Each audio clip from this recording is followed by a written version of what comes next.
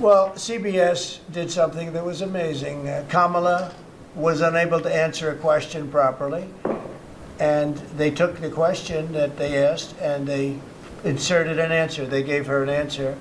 This was 2 days before the election, right before the Sunday night before the election. And they wrote out they put her words from another question that was asked about a half an hour later, and they put that into the question. Nobody's ever even heard of it before. Nobody's ever heard of anything like this before, but they then did it, they say, on numerous occasions. And the FCC is looking at it very strongly, and everybody's looking at it, but nobody's ever seen anything. Think of it, they took her answers and they changed them. And I don't mean they changed a word or two, or they cut off a half a sentence, or they cut off a couple of words. I mean, I've had that happen too, but that you just say, then they say, well, we want brevity. We wanted to do it for time. They took out her answer and they inserted an entirely different answer that made her sound competent. And they did this, and nobody's ever, I thought I've heard of everything when it comes to that stuff. No, I've never heard of it. Nobody's ever seen. So we sued, and we are in discussions of settlement. What would a number be like? What's a number that you would? I think it's a lot. I mean, it could have, it probably did affect the election. I mean, we won by a lot. As I said, too big to rig, but it probably did affect the election.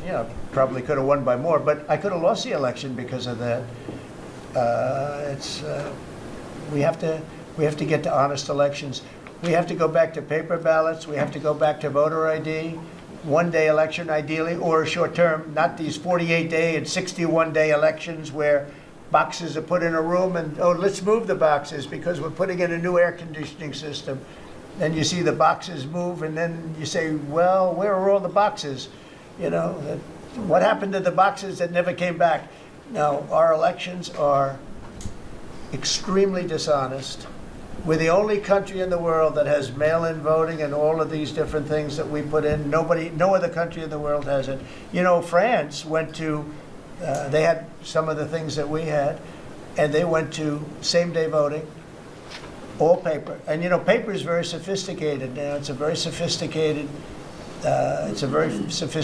form of voting right now. It's a very safe form of voting. The other things for the governors, I wish the governors would do it, because the paper ballots will cost 9% of the machines, and they're 100%. Nothing's foolproof, but they're as close as you get.